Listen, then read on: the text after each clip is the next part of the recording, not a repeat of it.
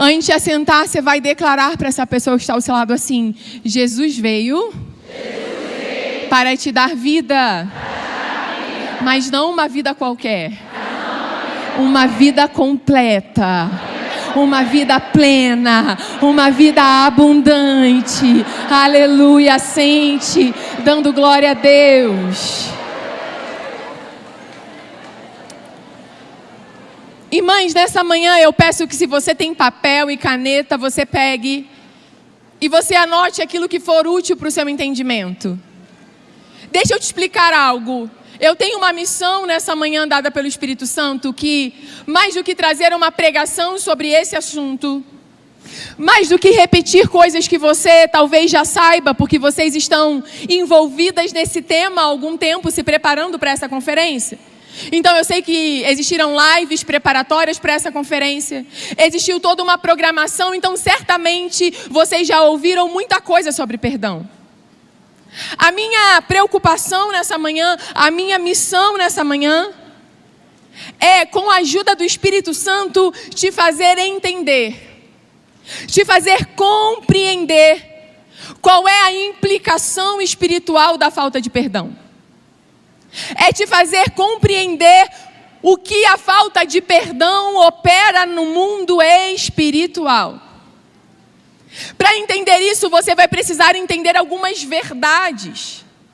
Algumas pessoas não sabem, mas um dos assuntos preferidos da minha vida é estudar sobre libertação e ministrar sobre isso.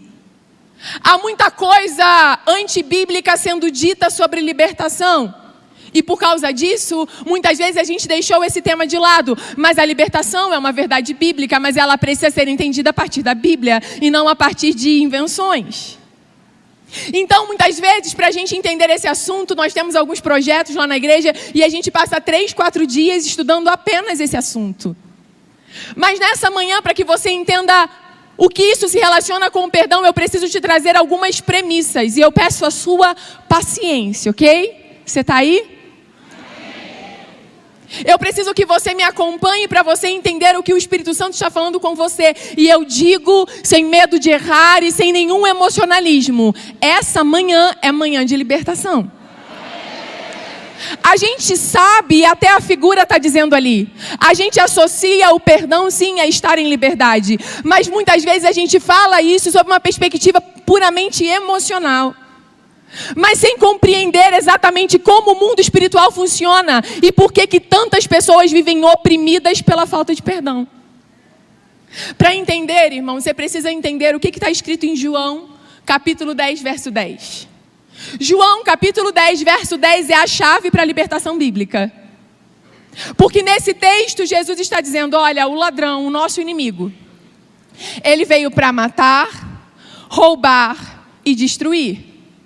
Mas eu vim para que vocês tenham vida, não uma vida qualquer, uma vida abundante ou uma vida plena.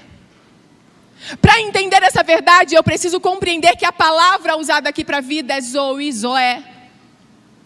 E ela está falando de que tipo de vida, irmãos? Ela não está falando simplesmente da nossa capacidade de respirar. Ela não está falando de alguém que tem simplesmente os sentidos vitais funcionando. Respira, o coração está batendo, não a morte cerebral, pronto, está vivo. Isso é a vida pura e simples. Mas essa vida a que se refere o texto de João capítulo 10, 10, não é simplesmente o ato de estar respirando ou ter um coração batendo, mas é ter dentro de nós uma parcela da essência do próprio Deus. Quando Jesus está dizendo: eu vim para dar a vocês de vida e vida plena, Ele está dizendo: eu vim dar a vocês a capacidade de viver aquilo que o Senhor havia planejado para você. Para que você viva de uma forma plena, para que você viva de uma forma completa. É Jesus dizendo: eu vim para que você possa de novo compartilhar a vida que há no próprio Deus. Irmão, se nós vamos lá para Gênesis capítulo 2, verso 7, a Bíblia vai dizer para nós que o Senhor, Ele forma o homem, e depois de formar o homem, Ele vai soprar o fôlego de vida. O que é isso? É Deus compartilhando com o homem a sua própria essência. E qual era o plano original de Deus? É que o homem vivesse constantemente essa vida completa. Completa tanto no ponto de vista de duração, de eternidade, mas também completa como qualidade. Qual era o plano de Deus? Um homem que vivia em plena comunhão com Deus. Um homem e uma mulher que não sofriam a influência de um mundo caído. Um homem e uma mulher que viviam a plenitude daquilo que Deus havia preparado. Mas aí o ladrão, ele veio para tirar o homem dessa vida. Vocês estão comigo? O inimigo, ele veio, ele se infiltrou no jardim e ele vai usar toda a sua argumentação para fazer com que o homem deixe de usufruir essa vida plena e passe a viver uma vida debaixo de tantos problemas, de tantas dores, de tantas dificuldades. E aí Jesus, ele vem e ele vai declarar acerca dele mesmo. O ladrão, desde o início, ele veio para matar, para roubar e para destruir. Eu vim para devolver a vocês a capacidade de ter uma vida plena. Eu vim para que vocês possam recuperar a capacidade que foi perdida no Éden. Para que vocês possam voltar a compartilhar a essência de Deus. Irmãos, a gente sabe que Jesus, ele veio desfazer as obras do inferno. 1 João, capítulo 3, verso 8 vai dizer: para isso o Filho de Deus se manifestou, para destruir as obras do diabo. É isso que a palavra de Deus está dizendo. Agora eu te pergunto, está escrito a obra ou as obras? O quê? As obras. A Bíblia está dizendo que Jesus, ele veio e em Jesus há poder para desfazer todas as obras do inferno. Para desfazer todos os planos do inferno. Não é um ou outro, mas são todos. E aí muitas vezes a gente não tem dificuldade de entender que Jesus, ele veio dar a nós a vida eterna. A gente tem dificuldade disso? Alguém aqui tem alguma dúvida acerca disso?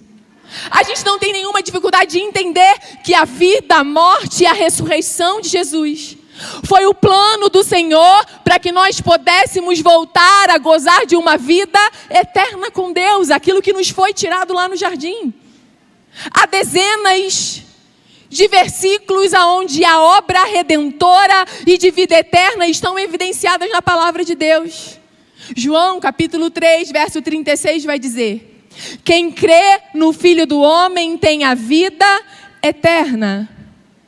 Efésios capítulo 2, verso 8 a 9 vai dizer: pois vocês são salvos pela graça, por meio da fé, e isto não vem de vocês, é dom de Deus.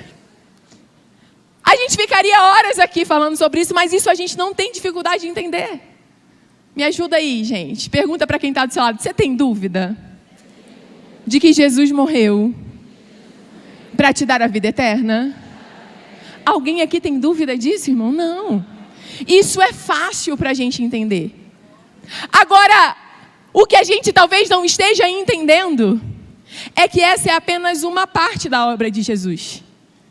É sim a parte mais importante, porque o mais importante é garantir a nossa salvação, e isso de fato é o nosso alvo principal. Mas eu e você precisamos entender que a obra de Jesus não é apenas nos dar uma vida eterna, mas é também nos dar liberdade para viver uma vida plena. Ah, irmã, você não entendeu? Jesus morreu para que você tivesse a possibilidade de ser salva para a vida eterna. Mas Ele também morreu para te dar liberdade para viver uma vida plena. Entenda, o texto de João 10:10 está dizendo: eu vim para dar vida. E aí o texto continua: vida plena, vida abundante. E aqui você precisa entender, simplesmente ler o texto e refletir. Irmãos, tem vida eterna mais ou menos? Você consegue imaginar uma vida eterna que tem um plus? Vida eterna é vida eterna, irmãos. Não tem como qualificar a vida eterna. Mas o texto não fala apenas da vida eterna. O texto está falando de uma vida que é plena. E a palavra plena aqui no original é um adjetivo. Ou seja, voltando à aula de português do ensino médio, se é adjetivo, está qualificando o substantivo. É Jesus dizendo: eu vim para dar vida eterna, mas eu também vim para que a vida de vocês não seja uma vida qualquer, mas seja uma vida completa. Seja uma vida abundante. Quando eu olho para isso, eu já preciso entender que, portanto, João 10:10 é uma garantia para mim, não apenas de salvação, que eu repito, é sim a herança mais importante, mas também é uma promessa para que nós tenhamos uma vida em liberdade, para que nós não sejamos aprisionadas pelos engodos, pelas mentiras e pelas estratégias do inferno. E quando eu olho para João 10:10, eu preciso ainda entender algo maior, gente. Olha para mim.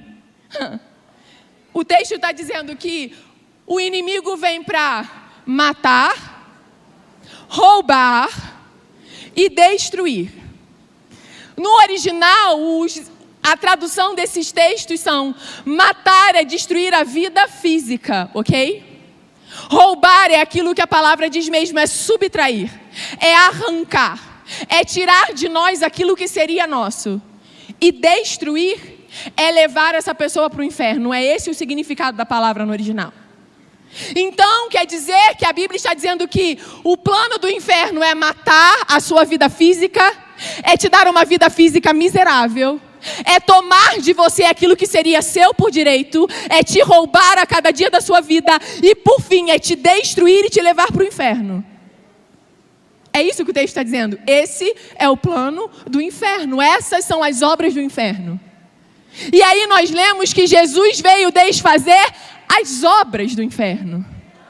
Portanto, se ele veio desfazer as obras do inferno, ele não veio apenas me dar vida eterna. Porque a vida eterna me livra da destruição, que é quando o diabo quer me levar para o inferno. Mas Jesus não veio apenas tirar da mão dele o desejo dele de me levar para o inferno, não. Jesus também veio para me dar liberdade para dizer: você não vai fazer da vida dela uma vida miserável. Você não vai tocar naquilo que é dela. Você não vai colocar a mão naquilo que é dela. Você não vai subtrair aquilo que é dela. Você não vai fazer ela viver uma vida sempre triste e desanimada, não. Eu vim desfazer as suas obras. Não apenas uma, todas as obras. Nós precisamos tomar posse dessa promessa, irmãs. A gente está deixando passar aquilo que Jesus conquistou na cruz por nós. E se você não está convencido com nada do que nós ouvimos aqui, eu quero te fazer pensar nessa manhã. Você certamente conhece alguém, talvez aqui não tenha, mas eu conheço algumas pessoas assim. Pessoas que aceitaram a Jesus de verdade. Pessoas que de fato assumiram um compromisso com Jesus e reconheceram Ele como Senhor e creem na sua obra salvadora, mas ainda assim vivem uma vida miserável. Você conhece? Sim ou não? Sim. Porque nós precisamos entender que vida eterna é uma coisa, mas vida abundante é outra coisa. E morar no céu é a nossa expectativa diária, cada vez mais. Maranata, hora vem, Senhor Jesus. Mas enquanto estamos aqui, a gente não pode achar normal que o inferno coloque a mão e faça bagunça na nossa vida.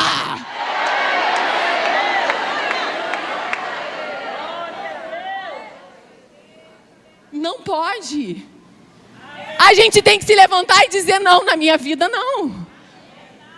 Ele veio desfazer as obras, todas as obras do inferno. E se tem alguma área da minha vida aonde o inferno está encontrando brecha para agir, eu preciso parar e dizer: Jesus, me mostra aonde está o problema. Agora, olhe para mim. A palavra de Deus vai nos dizer Provérbios capítulo 26, verso 2 diz assim: como o pardal que alça voo e a andorinha que atravessa o céu, a maldição sem causa não paira sobre aquele a quem é dirigida. A maldição sem causa não para sobre aquele a quem é dirigida. Quando nós falamos de libertação, esse é o princípio básico, irmãos. Nós precisamos entender o que a palavra de Deus vai dizer. Porque o vosso inimigo anda ao vosso derredor, bramando contra o leão, buscando a quem possa tragar. Mas aqueles que servem ao Senhor, eles estão rodeados por anjos, sim ou não? Não é isso que a palavra de Deus diz? Então, eu estou aqui. Essa é a realidade do mundo espiritual. À minha volta, há anjos do Senhor me guardando. Mas ao derredor disso, há uma guerra espiritual, onde tudo que o inferno quer é encontrar uma brecha para me atacar. E o que a palavra de Deus está dizendo é: nenhuma maldição sem causa encontra lugar. Irmãos, a gente tem uma interpretação muito errada sobre maldição. Tem tanta besteira dita sobre isso, que a gente levou maldição para um lugar que não tem nada a ver. Sabe o que é maldição? Eu levaria muito tempo para explicar tudo, mas de forma bem rápida. A melhor forma de entender a maldição: quem tem filho? Quem já colocou o filho de castigo? Alguém não colocou o filho de castigo? Não, nunca. Alguém nunca precisou corrigir um filho aqui? Aí eu te pergunto, irmão, quando você pega o seu filho que você ama e coloca ele de castigo, você fica feliz? Fica? Mas por que você faz? Porque você quer ensinar. Toda punição, irmãos, ela não é só castigo. Toda punição, ela tem um efeito pedagógico. Ela tem um efeito para ensinar, para dizer: não passa daqui. Quando seu filho tenta botar o dedo na tomada e você diz: não coloca. Você diz: não coloca por quê? Porque você sabe que se ele colocar o dedo na tomada, ele corre o risco de morrer. E aí você estabelece um limite e diz: se você tentar colocar o dedo na tomada de novo, eu vou te colocar de castigo, sim ou não? Sim. Quando você cumpre o que você está dizendo e coloca o menino de castigo, você está querendo matar? Ou você está querendo salvar?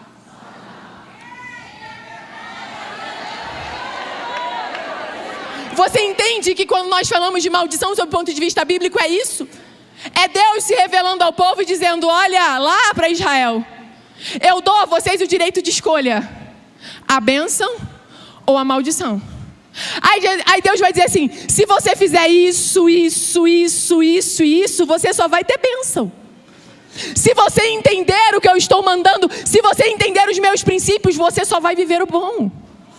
Mas se você desobedecer e você quebrar os mandamentos e você quebrar os princípios, você vai colher maldição. Quando Deus faz isso como pai, Ele está querendo matar ou Ele está querendo salvar, gente? Salvar. É Deus dizendo: eu sei que isso aqui te mata, então eu vou botar um limite, eu vou dar um aviso e vou dizer: se fizer, vai para o castigo. Vocês estão entendendo agora? Se tocar, vou ter que botar na disciplina. Se mexer, eu vou ter que permitir alguma coisa para que você perceba o risco que você está correndo, para que você consiga entender que é necessário mudar de comportamento. Irmãos, eu quero que você pare e pense aqui comigo. Febre é bom de sentir? Ai, vocês estão muito desanimadas, gente. Eu sou meio doida assim, tá? Vocês não reparam a minha doideira, não. Febre é bom de sentir, gente? Não é, ninguém gosta. Mas a febre é necessária. É a febre que grita que tem alguma coisa errada. É a febre que faz você perceber: tem alguma coisa errada com meu filho. Tem alguma coisa infeccionada comigo. Então, por pior que seja enfrentar a febre é um alerta dizendo: corrige, corre atrás, olha onde está o erro. E assim é a maldição sob a perspectiva bíblica. É Deus chamando a sua atenção, permitindo às vezes que as coisas saiam do lugar para que você olhe e pense: isso aqui é só Deus chamando a minha atenção para me mostrar que tem alguma coisa mais profunda que precisa ser resolvida.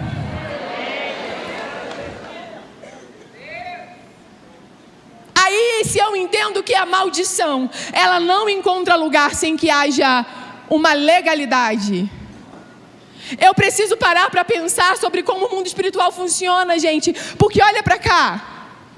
A nossa luta, ela se dá no mundo espiritual. Parênteses que não tem a ver com perdão, mas está cheio de líder aqui. Efésios capítulo 6, verso 12 vai dizer para nós: a nossa luta não é contra carne nem sangue. E aí a gente sabe o texto, mas a gente não consegue viver o texto, porque a gente vive aborrecido com as pessoas. A gente vive querendo torcer o pescoço de alguém. E aí, sabe o que o Senhor está dizendo para você? E tira o foco da pessoa. Entenda que a sua luta não é contra fulana, a sua luta não é contra a ciclana, a sua luta não é contra A ou contra B. É parar e dizer: Espírito Santo, me mostra o que o inferno está tentando fazer. Qual é o plano do inferno? Às vezes a gente se desgasta com problemas repetidos porque está faltando discernimento espiritual para entender de onde vem isso. A gente precisa entender, irmãos, que o mundo espiritual, ele é legal. Ele funciona como um sistema legal. E aí, não fica chateado com Jesus.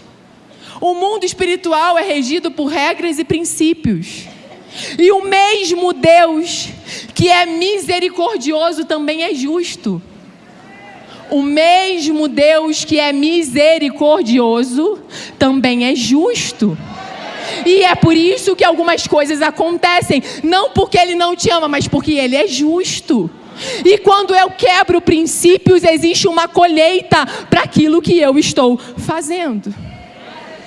Sempre que há desobediência, gente, sempre que eu quebro um princípio, sempre que eu quebro um mandamento, sabe o que acontece? Tentando te explicar de uma forma simples, é como se o inferno ganhasse uma nota promissória e dissesse: aqui ó,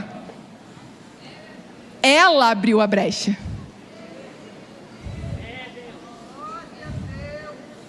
É, irmãos, ele não pode fazer nada se você não der espaço.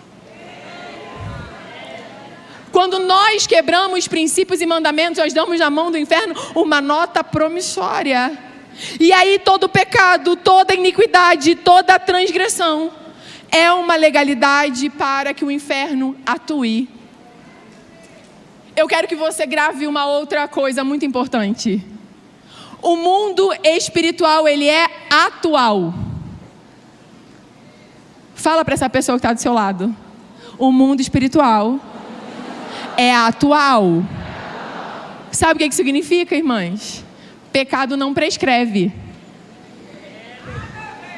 Ah, mas foi há 20 anos atrás.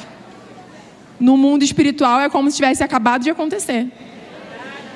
Ah, não, mas isso já tem 50 anos. Se você não se arrependeu, se você não confessou e não submeteu à cruz, é como se ele tivesse acabado de acontecer. Porque o mundo espiritual não sofre de amnésia. Vocês estão entendendo? Está começando a incomodar? Está começando a sacudir aí? Tem que incomodar mesmo, tem que sacudir de verdade. Aí agora você está olhando para mim e dizendo: Laís, entendi tudo isso. Eu tentei aqui só te dar alguns princípios. Aí você está olhando para mim dizendo: Laís, o que isso tem a ver com o tema? O que isso tem a ver com perdão? Eu disse para você no início que qual era a minha preocupação? Te fazer entender qual é a repercussão da falta de perdão no mundo espiritual. O que a falta de perdão tem a ver com isso? Eu e você precisamos entender nessa manhã que não perdoar não é uma questão de sentimento. Não perdoar é uma quebra de mandamento. Eu vou dizer de novo. Eu e você nessa manhã precisamos entender que não perdoar não é uma questão de sentimento, mas é uma quebra de mandamento. A gente vai lá Em Mateus capítulo 18, verso 23 a 35, esse texto foi citado hoje.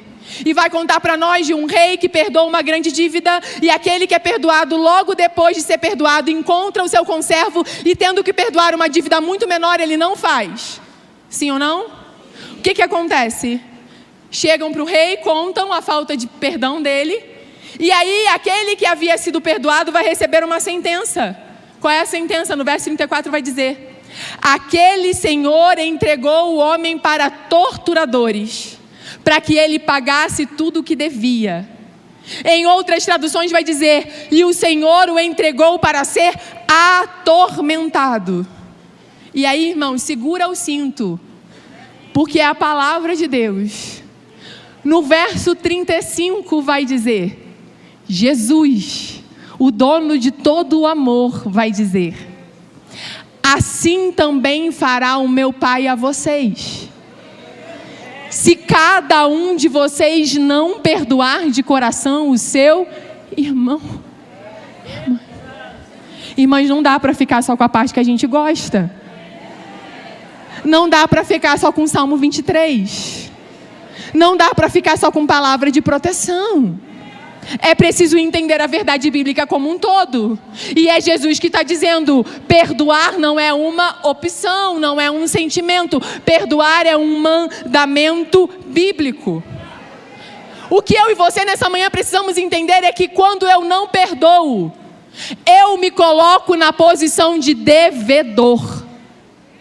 Quando eu não perdoo, eu me coloco na posição de devedor. Só que a gente tem dificuldade de entender isso. A gente entende que matar é pecado. A gente entende que roubar é pecado. A gente entende que fornicar é pecado. A gente entende que adulterar é pecado. Tudo isso a gente sabe que é pecado. Oh, fulano fez isso, fulano fez aquilo. Que pecado. Aí a bonita da irmã não perdoa.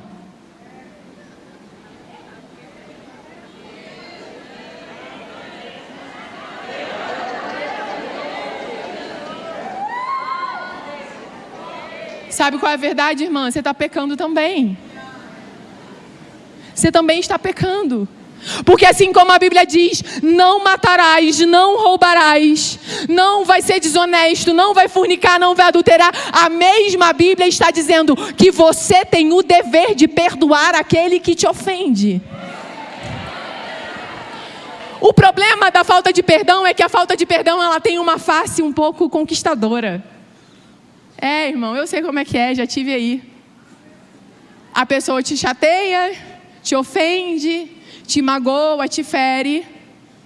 Aí você olha para ela e fala: não perdoo. Ainda sai assim. Para perdoar vai ter que se rastejar. Ah, mas para eu perdoar vai ter que provar que mudou. Aí o inferno está aplaudindo. Isso mesmo. Continua, não perdoa, não perdoa, não perdoa. É o inferno dizendo: não perdoa. E você achando o máximo não perdoar. Porque quando a gente é ofendido, a gente pensa que perdoar é mais ou menos assim: a pessoa fez tudo isso comigo, eu vou perdoar? Ah, fácil demais. Não é isso, gente? Eu não vou perdoar tão fácil assim. Porque senão essa pessoa vai achar que tudo é muito fácil. Ela vai achar que pode fazer de novo quantas vezes quiser comigo. E aí a gente posa de muito cheia de razão, de muito esperta, de muito inteligente. Mas enquanto isso, a única pessoa que está aplaudindo a sua atitude é o inferno. A única pessoa que está feliz com o que você está fazendo é o inferno. Eu quero dizer para você nessa manhã, como ser humano: quando nós somos feridos, magoados, injustiçados, violentados, nós temos a tentação natural, o sentimento natural de achar que nós temos o direito de não perdoar. Sim ou não? Nós temos essa tentação de achar que podemos não perdoar. Só que sabe o que a palavra de Deus vai me ensinar, gente? É que eu fui perdoada. Ele pagou uma dívida por mim que era impagável. Ele fez por mim aquilo que ninguém mais poderia fazer. E eu toda errada, toda cheia de problema, toda cheia de defeito. Em nenhum momento Jesus olhou e disse: deixa eu ver, vai ter que se rastejar para merecer o perdão. Não. Ele abre os braços e diz: vem, vem que eu limpo, vem que eu cuido, vem que eu trato. E aí eu, ser humana limitada, cheia de defeito, como eu, tão cheia de defeito, posso olhar para alguém e me achar no direito de não perdoar essa pessoa? Como eu posso me achar tão boa a ponto de dizer quem merece e quem não merece o perdão? Se eu fui perdoada. Ei, o Espírito Santo está dizendo para você: você foi perdoada de uma dívida impagável.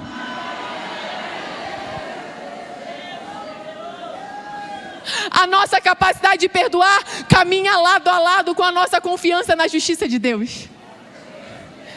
Davi nos ensina isso. Perseguição, eu não toco a mão. Ah, mas está tentando te matar, eu não me encosto a mão.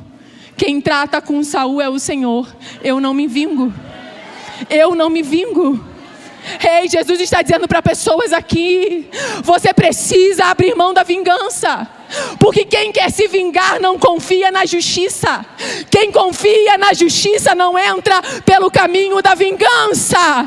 E a minha confiança em Deus me ensina: eu vou perdoar, eu vou deixar na mão de Deus. E Ele que sabe julgar, Ele sabe retribuir a cada um de acordo com as suas obras. Perdoar tem a ver com a minha capacidade de confiar na justiça de Deus. Com a minha capacidade de confiar de que Deus conhece quem eu sou. Que Deus sabe cada aspecto da minha história. E que Ele vai fazer aquilo que precisa ser feito. Irmão, não sei porquê, mas eu preciso dizer isso para você nessa manhã. Você precisa confiar que Ele vai fazer o que precisa ser feito. Mas é manhã de você tirar a tua mão. É manhã de você tirar a tua mão e dizer: eu não vou tocar, eu não vou tentar fazer do meu jeito, eu vou confiar na justiça de Deus.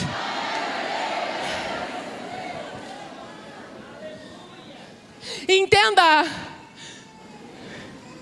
que a falta de perdão não é, portanto, gente, algo apenas emocional, mas é espiritual.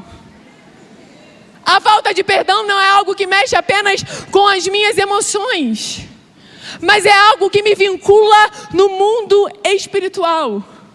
Se eu não perdoo, gente, eu estou debaixo de uma prisão espiritual.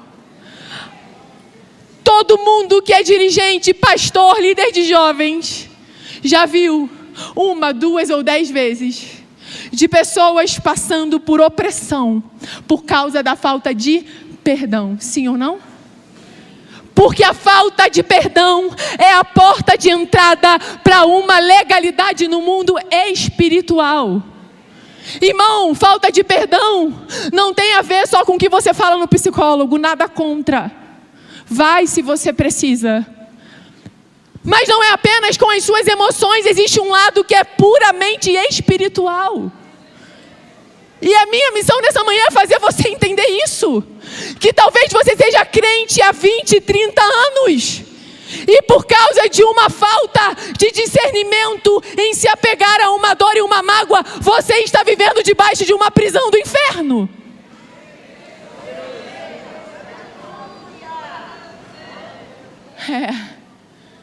Mas eu disse, essa manhã é uma manhã de libertação. Eu não preciso dizer para você que perdão é escolha. Você já sabe. Eu não preciso dizer para você que perdão é mandamento. Você já sabe. Pedro vai tentar posar de muito santo e vai dizer para Jesus: se eu perdoar 7 vezes, tá bom, Jesus? Aí Jesus vai dizer: 7, Pedro? Claro que não. O perdão é ilimitado. Ai, irmão, É difícil ser crente. Quem falar que é fácil está brincando, é difícil. Quer dizer, Jesus, que a pessoa me machuca uma, eu perdoo. A pessoa machuca duas, eu perdoo. A pessoa machuca 5, eu perdoo. É isso mesmo, irmão.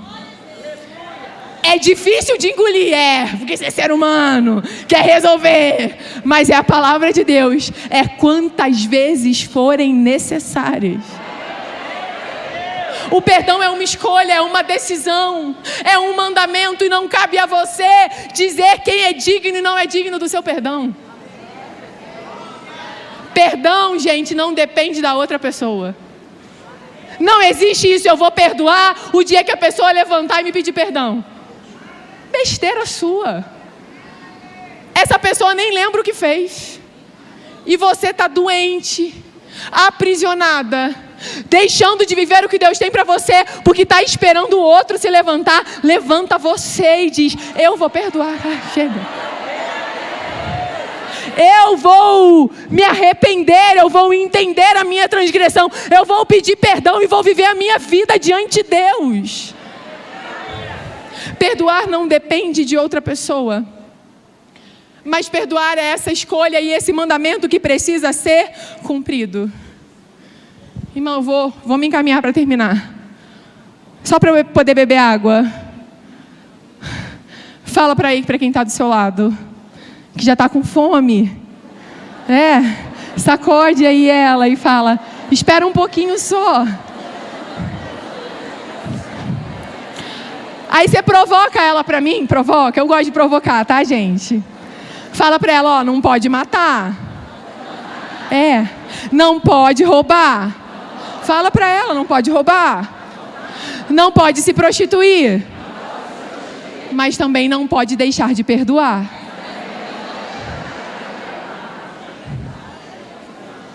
Aleluia. Aleluia.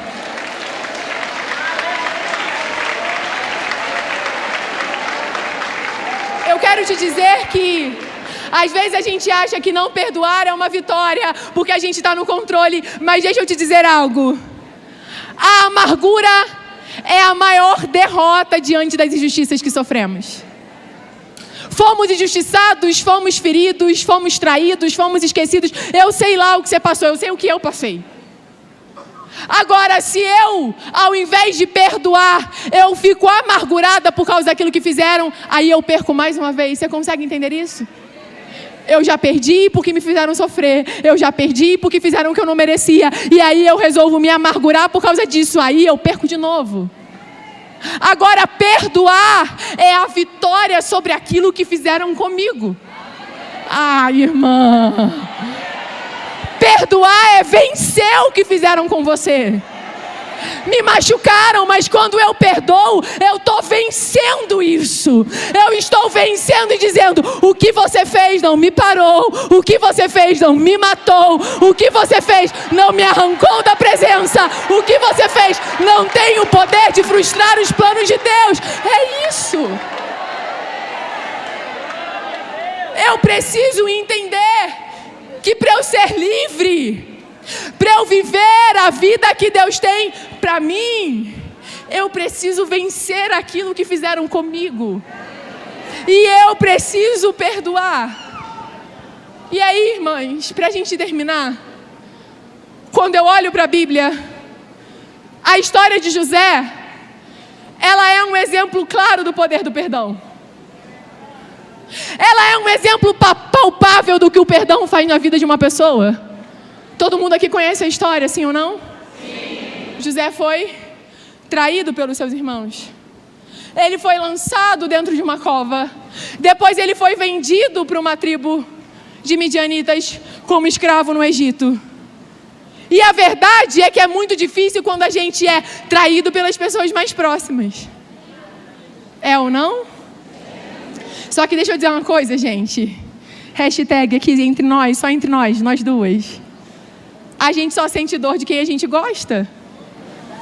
A decepção só vem de quem a gente ama. Você não é a única, bonita. Bonitinha do papai, você não é a única que passou por isso. A gente só vai se decepcionar com alguém que a gente gosta. E é por isso que para José é assim, mas logo os meus irmãos. Podia ser qualquer outra pessoa, tem que ser logo eles. Sim, foram eles mesmos. Só que a história vai mostrando pra gente que mesmo indo parar no Egito, você sabe a história. A Bíblia diz que José chega na casa de Potifar. Acabou de ser traído, gente. Acabou de ser vendido. Acabou de ser colocado de lado. Ele chega na casa de Potifar e o que ele faz? Eu não quero mais viver. É isso, gente? Eu não quero mais, eu desisto da vida. Eles fizeram isso comigo, eu vou encontrar um jeito de me vingar. É isso? É alguém que consegue entender. Bom, esse é o meu desafio agora. Agora eu sou escravo. Eu vou ser o melhor escravo. Ninguém vai ser um escravo melhor do que eu. É a capacidade de alguém que consegue pegar aquilo que fizeram com ela, mas consegue superar. Jesus está falando, não está? Aí ele está lá. Sou escravo, mas está tudo dando certo. Aí o que acontece? Vocês sabem. A mulher do seu senhor inventa uma história, comete uma injustiça. E o que acontece com José? Ele vai ser lançado dentro de uma prisão. Aí vai José para a prisão. Eu desisto. Eu tentei uma vez, testemunho, eu tentei. Mas eu já fui traído pelos meus irmãos. Agora eu vou ser injustiçado. Eu não quero mais viver. Não, irmãos. José chega na prisão e mais uma vez ele vai fazer o quê? Eu vou vencer aquilo que fizeram comigo. A Bíblia vai dizer que ele cai nas graças do chefe da prisão. E todos os carcereiros são colocados na sua mão. Porque ele é tão excelente, ele tem um ânimo tão excelente, há algo tão poderoso na vida dele, que aonde ele chega, ele se destaca. Aí o José que foi traído pelos irmãos, o José que foi injustiçado e foi lançado no cárcere, está dizendo, bom, estou preso, mas está tranquilo, né? Estou preso, mas até que está tudo bem, eu estou aqui, estou mandando na prisão. Aí surge a oportunidade, ele vai interpretar os sonhos do copeiro e do padeiro.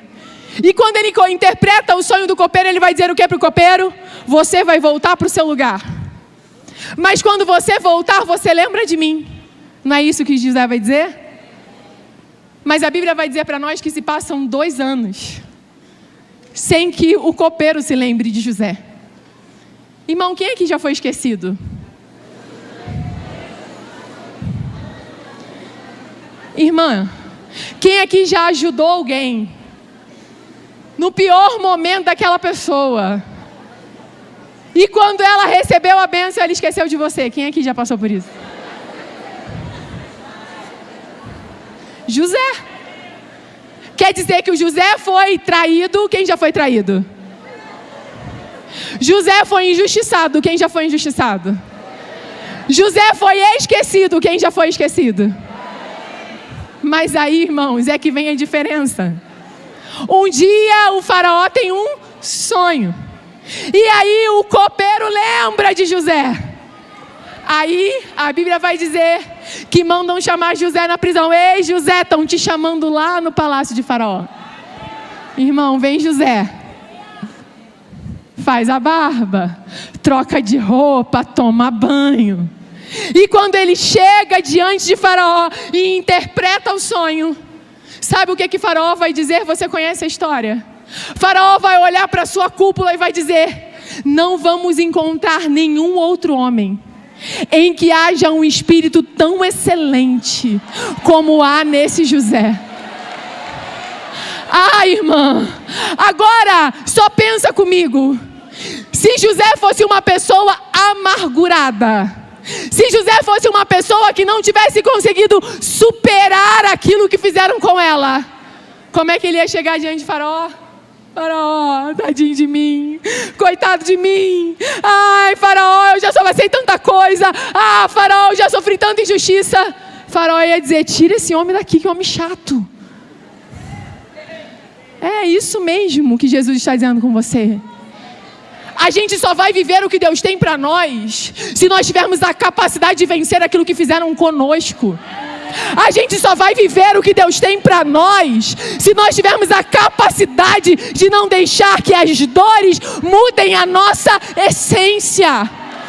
José está dizendo: me traíram, me caluniaram, me injustiçaram, me esqueceram, mas eu não deixei de ser quem eu sempre fui.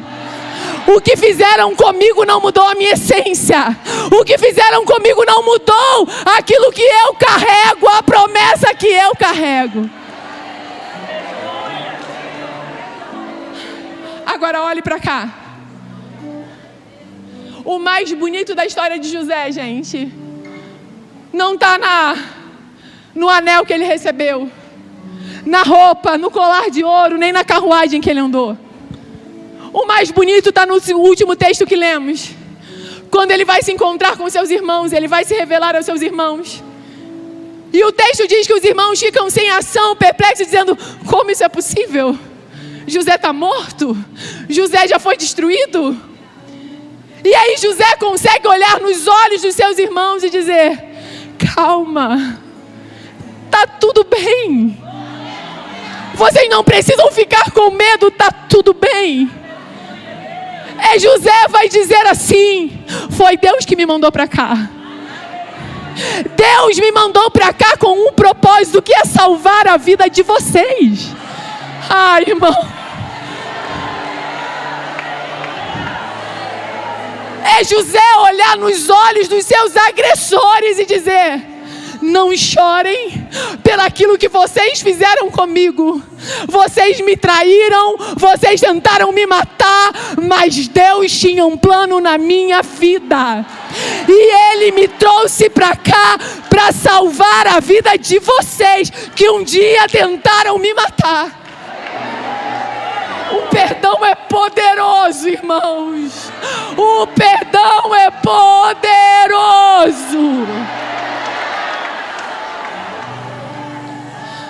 Alguém julgaria José se ele dissesse: mate todos eles? Alguém acharia estranho ser essa a reação natural? Não.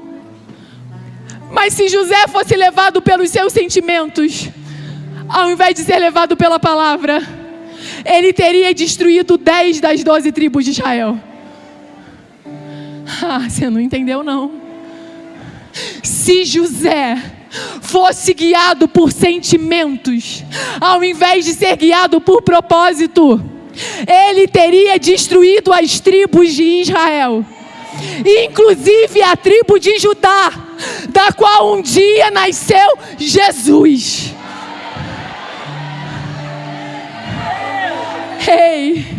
Em nome de Jesus, que isso abra os seus olhos para entender como ser guiado pela nossa emoção é um risco. Quando somos guiados pela nossa emoção, nós podemos fazer tudo aquilo contrário que é a vontade de Deus. Mas José está me ensinando que por mais ferida que eu tenha sido, que por mais injustiçada que eu tenha sido, que por mais que algumas pessoas tenham me esquecido, a minha essência ninguém vai mudar.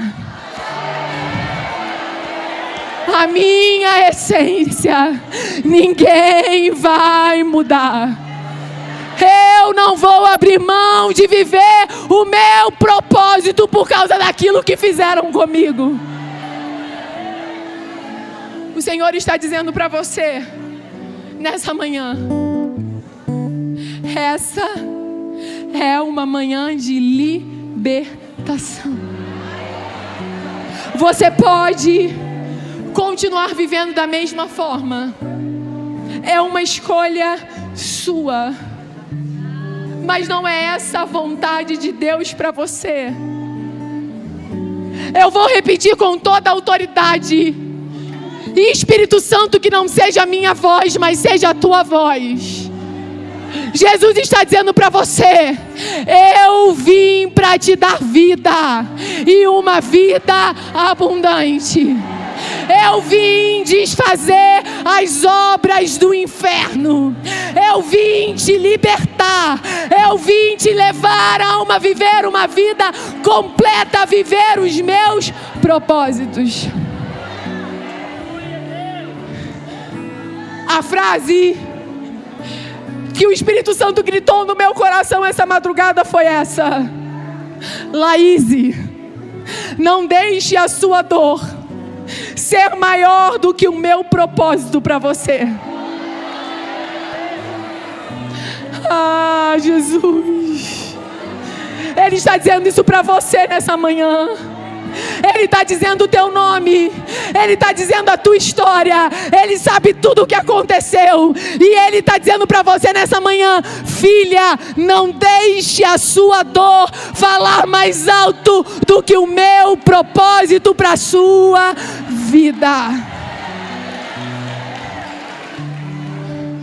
Se coloque de pé.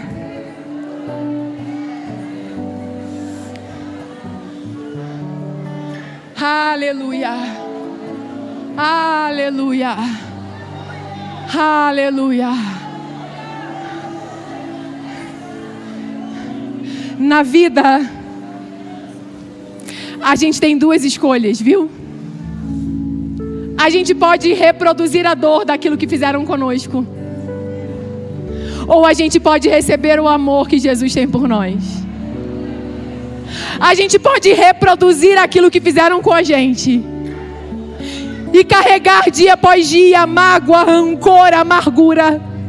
Ou a gente pode reproduzir o amor que a gente recebeu. O Espírito Santo está perguntando: o que é mais importante? O que fala mais alto no seu coração? Aquilo que fizeram com você ou aquilo que eu fiz por você? Irmã, escute isso. O que é que fala mais alto no seu coração? Aquilo que fizeram contra você ou aquilo que Jesus fez por você? É manhã de libertação, é manhã de entendimento, é manhã de cadeias serem quebradas. O inferno está perdendo a autoridade nessa manhã.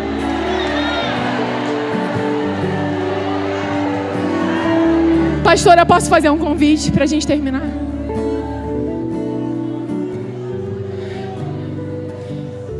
Você ouviu tudo que foi ministrado. Eu não tinha nenhuma intenção de te emocionar nessa manhã, ou de te fazer pular. A minha missão nessa manhã era abrir o seu entendimento.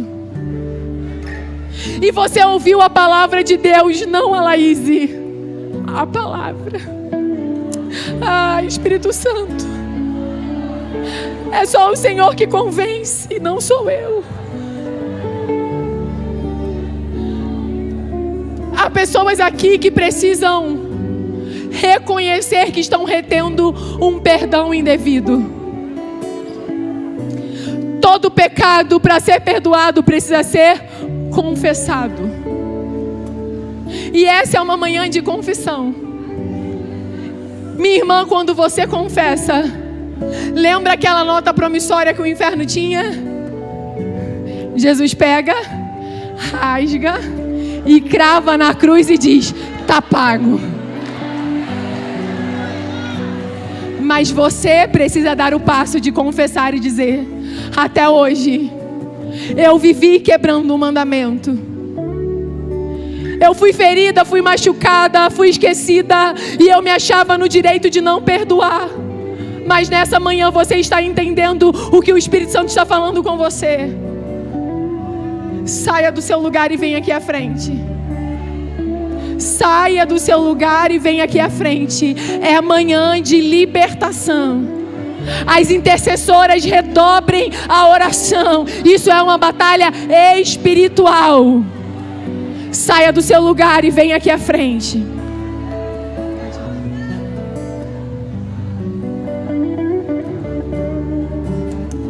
Aleluia. Há poder no nome de Jesus.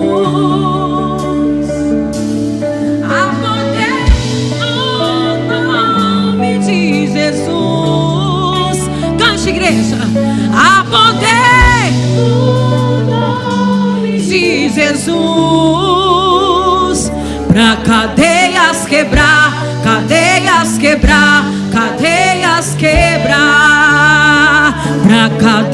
cadeias quebrar, cadeias quebrar, cadeias quebrar. Há poder no nome de Jesus. Há poder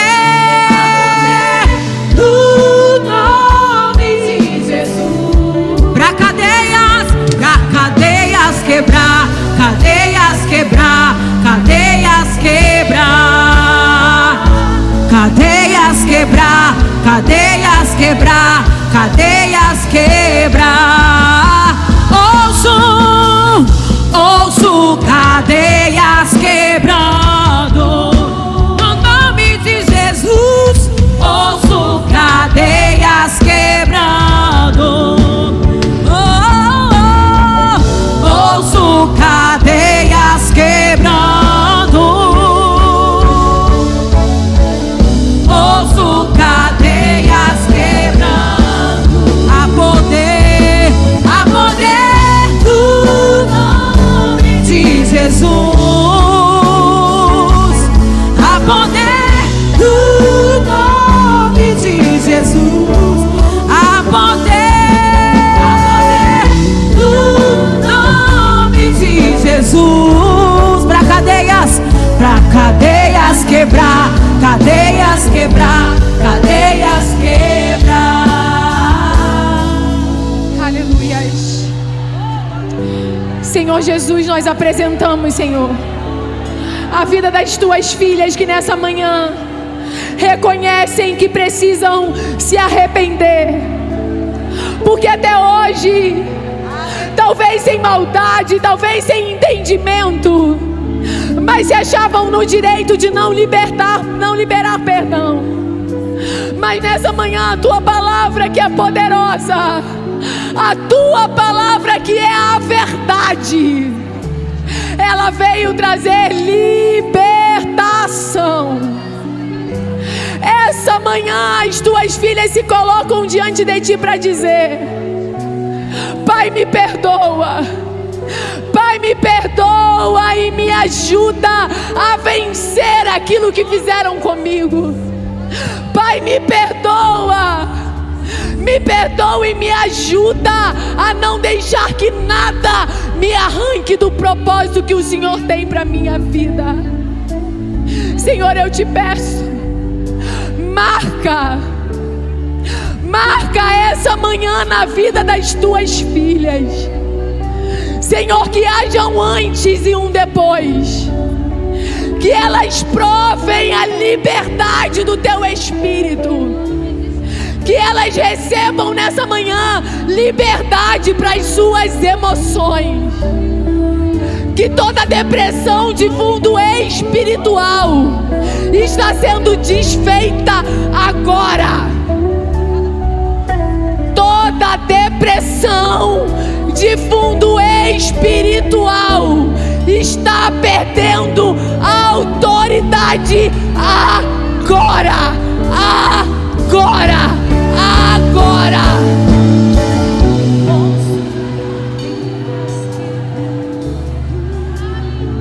Olhe para mim, você que está aqui na frente. Olhe para mim. Isso aqui não é para te emocionar. Isso aqui é para mudar a sua vida de verdade. Olhe para mim. Estenda a sua mão comigo. Eu quero que agora você pense na pessoa e na situação que até hoje tem te aprisionado. Nessa pessoa, nessa situação que até hoje você não esteve condições de perdoar. Tá pensando? Agora estenda as suas mãos e você vai repetir comigo. Senhor Jesus, eu reconheço que o Senhor morreu na cruz para me dar a vida eterna e também para me libertar de toda obra do inferno.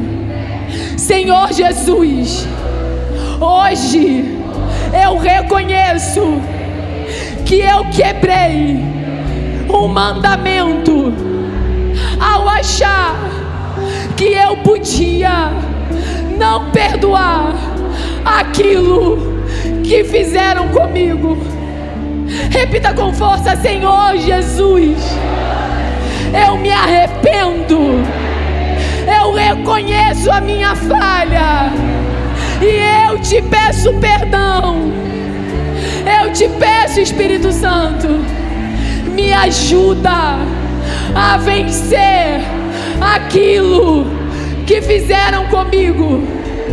Eu confesso a minha transgressão e mediante a confissão eu te peço, arranque das mãos do inferno toda acusação que ele tinha para aprisionar as minhas emoções. Receba liberdade, receba liberdade, receba liberdade, receba liberdade.